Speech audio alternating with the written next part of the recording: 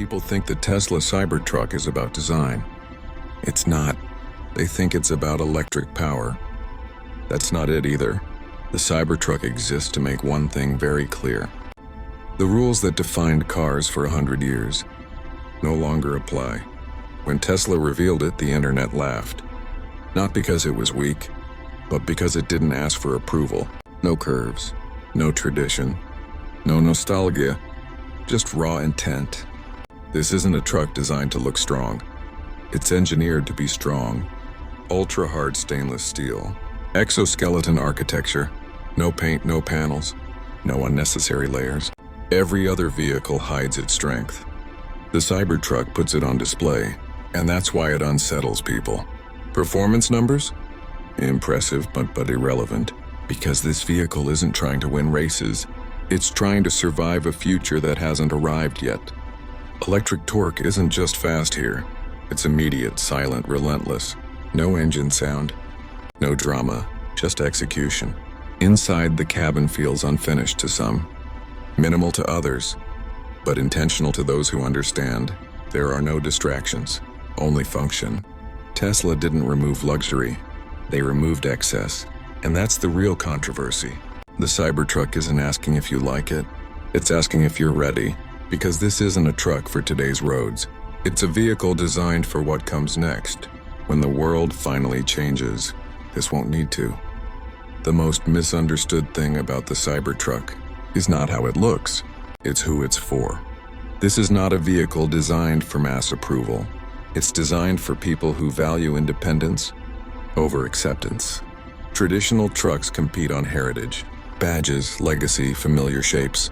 The Cybertruck rejects all of that, because Tesla understands something most brands don't. The future doesn't respect tradition, it replaces it. This truck doesn't pretend to be rugged. It doesn't borrow toughness from history. It builds its own definition. The stainless steel body isn't about aesthetics. It's about removing weakness. No paint to scratch. No panels to dent easily. No unnecessary complexity. Every design decision here is subtraction. And subtraction is power.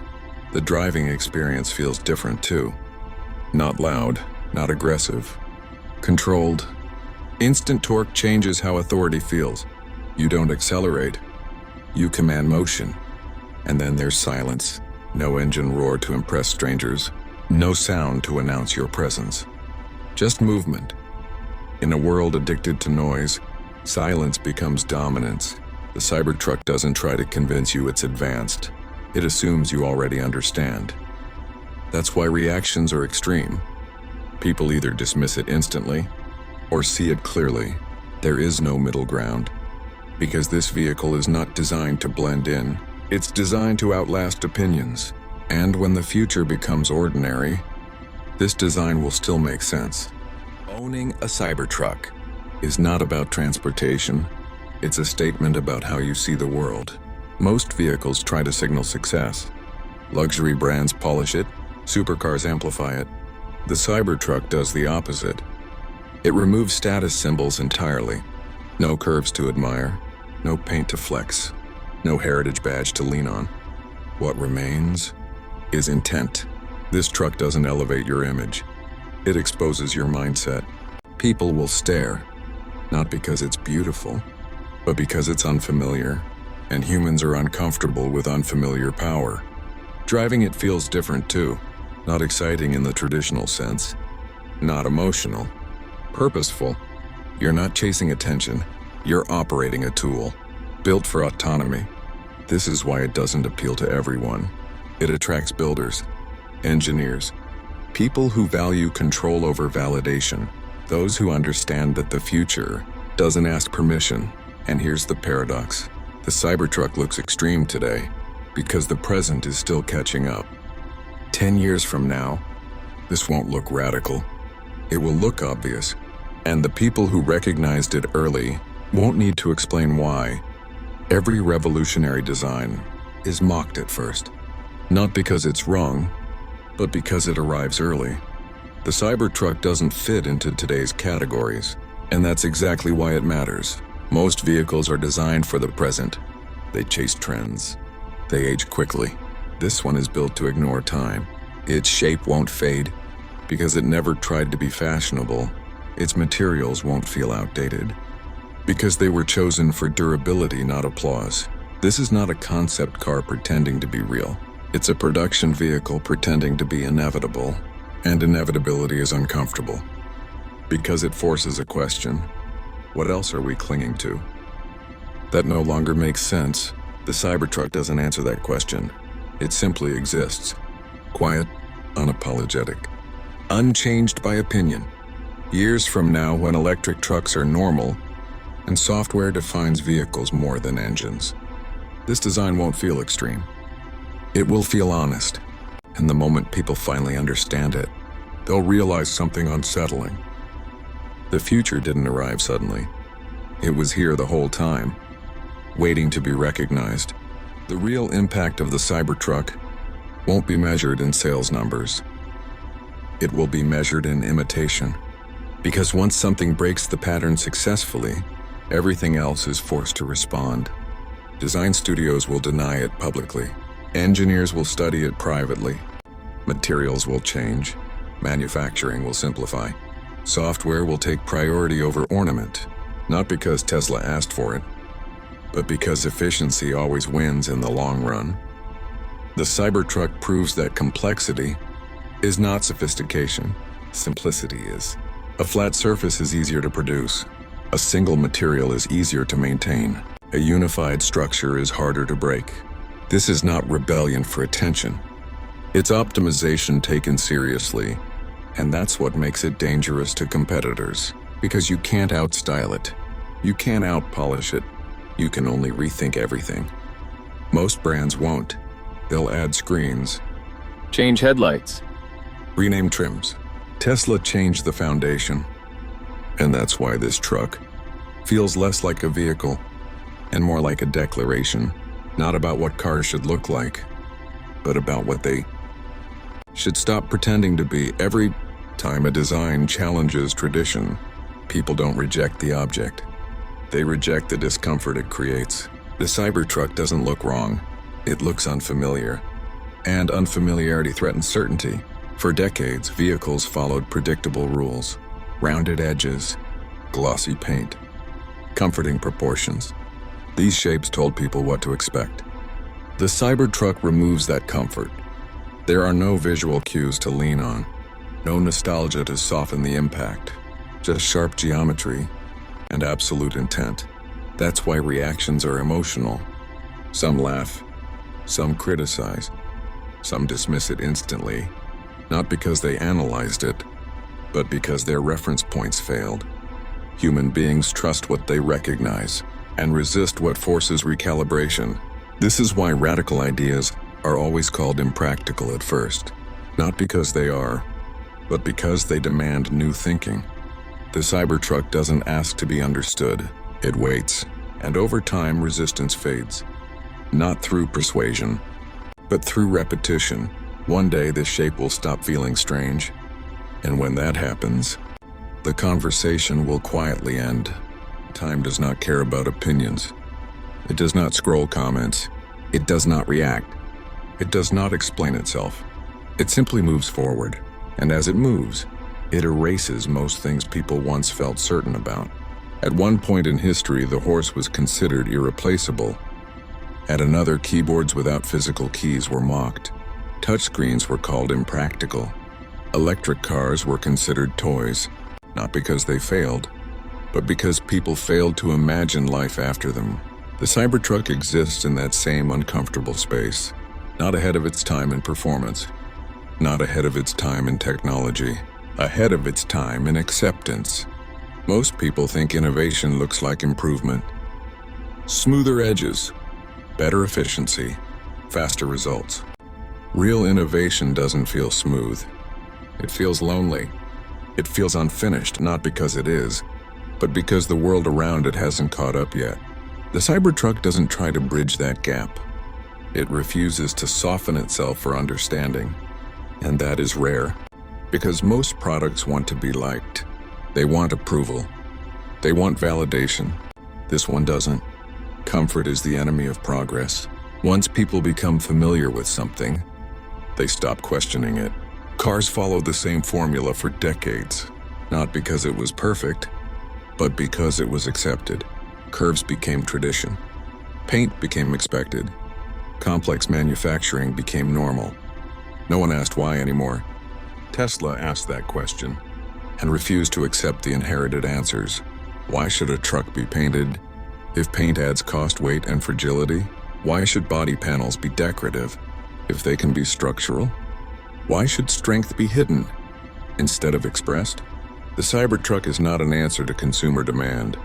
It is an answer to engineering reality, and reality doesn't care about preference.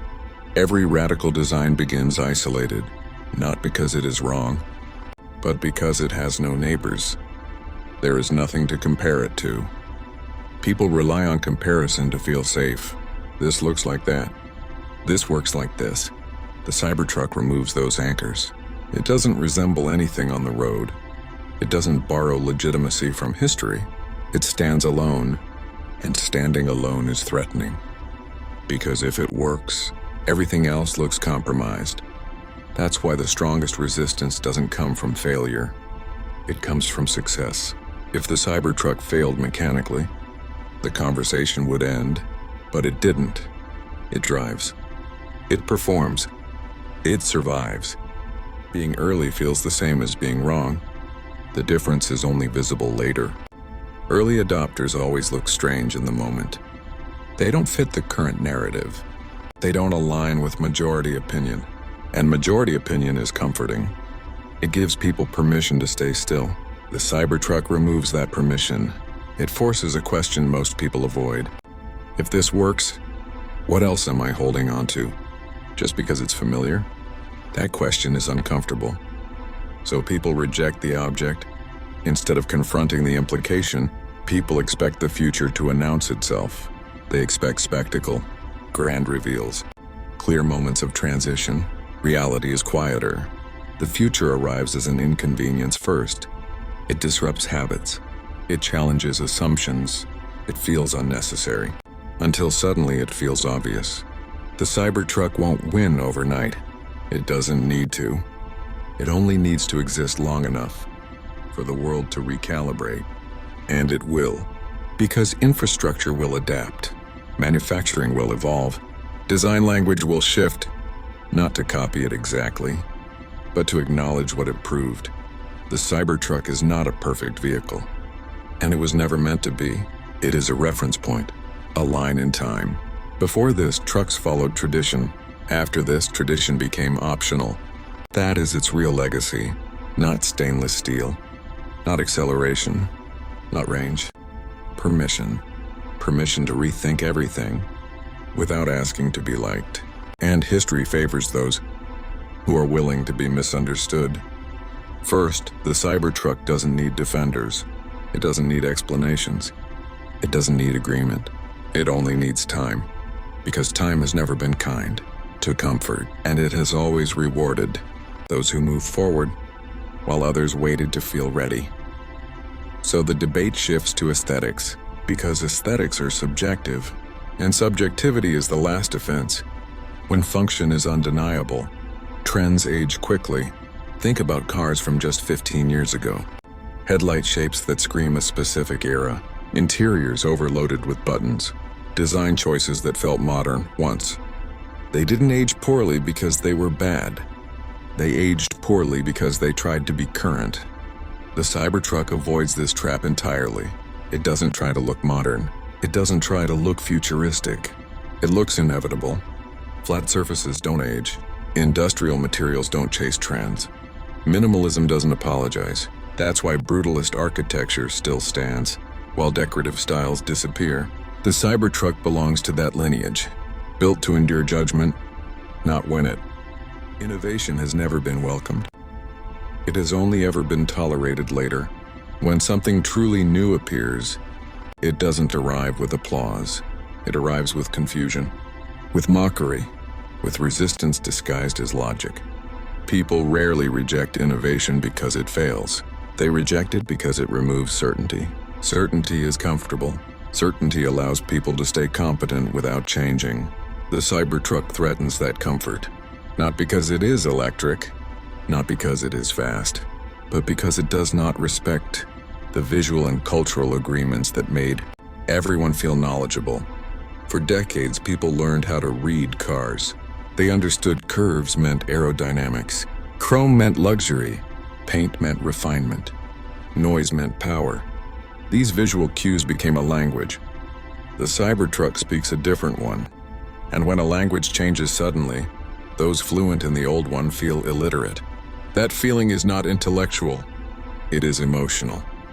An emotion always reacts before reason. Every radical idea contains an unspoken message. What you accepted as normal was never necessary. That message is uncomfortable because it suggests that many decisions, personal, professional, cultural, were made not because they were optimal, but because they were familiar. The Cybertruck does not politely improve tradition. It ignores it, and ignoring tradition feels disrespectful to those who built their identity around it. This is why criticism often sounds exaggerated. It's ugly. It makes no sense. No one asked for this. These statements are not design critiques.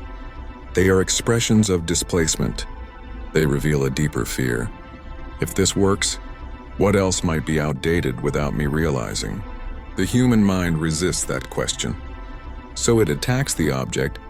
Instead, people like to believe that good ideas are recognized quickly. History disagrees. Consensus is always late. By the time everyone agrees, the risk is gone. The advantage is gone. The opportunity is gone. Early acceptance always belongs to a minority, not because they are smarter, but because they are less dependent on social validation. The Cybertruck was never designed for consensus. It was designed for clarity of intent. Tesla did not ask, will everyone like this? They asked, does this solve the problem directly? That difference matters. Most companies optimize for approval. Tesla optimized for outcome. And outcome-driven design always looks cold to people who value symbolism. There is something deliberate about how the Cybertruck exists. It doesn't justify its shape. It doesn't soften its edges. It doesn't reframe itself to be more relatable. Time has a pattern. It ignores what is loud. It preserves what is functional. Trends are loud. Foundations are quiet. Look at architecture. Look at tools. Look at industrial design. The objects that survive are rarely the most admired at launch. They are the ones that solved problems honestly. The Cybertruck is not optimized for the present moment. It is optimized for longevity. And longevity always looks excessive early. Too strong. Too simple. Too different. Until suddenly everything else looks fragile. There is a cost to being first. You absorb confusion that others won't have to. You carry criticism that later adopters will never face. You live in the gap between introduction and acceptance. The Cybertruck lives in that gap now. It exists before the world is ready to classify it properly. And that is the most uncomfortable position for any object to be in. Because humans like categories. Truck, SUV, luxury, utility. The Cybertruck disrupts these boundaries. It refuses to sit cleanly in any one box, so people attack it for being unclear. But clarity is not always immediate. Sometimes clarity arrives after exposure. There will come a point when the Cybertruck stops being debated, not because everyone agrees, but because it becomes familiar. The same way smartphones stopped being questioned. The same way electric cars stopped being doubted. The same way touchscreens stopped being impractical. The debate doesn't end with victory. It ends with silence. Silence means normalization. And normalization is the quietest form of success. By the time that happens, the Cybertruck will no longer be shocking. It will simply be a reference point. A before and after. Innovation never feels heroic in real time. It feels awkward. It feels excessive. It feels unnecessary. Until suddenly it feels unavoidable. The Cybertruck does not need to be loved. It does not need to be defended. It only needs to remain, because time has never sided with comfort, and it has never rewarded those who waited for permission to change. When innovation finally stops being debated, something subtle happens. People rewrite their memories. The same voices that once mocked it begin to say they always saw the point. This is not hypocrisy. It is psychological survival.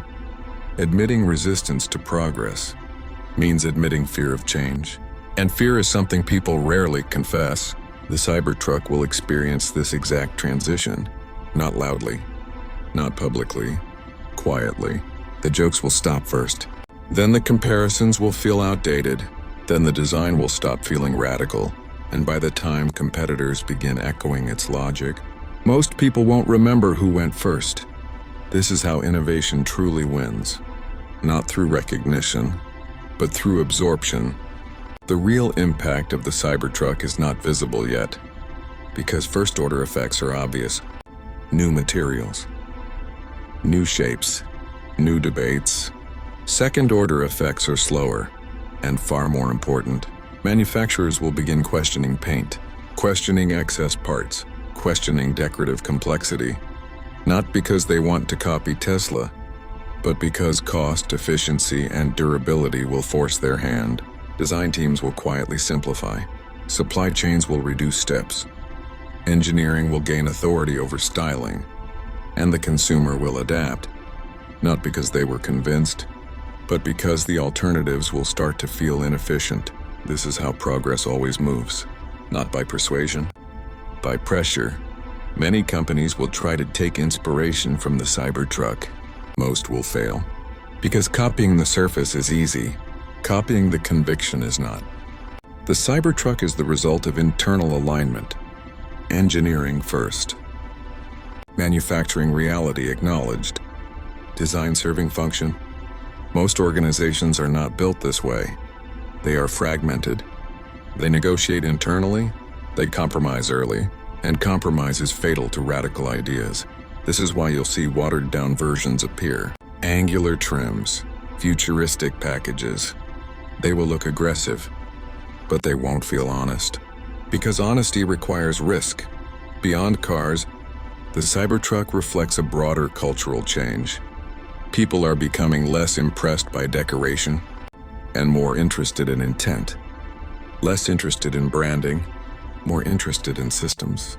Less interested in appearance, more interested in capability. This shift is subtle but irreversible. Software taught people this lesson first.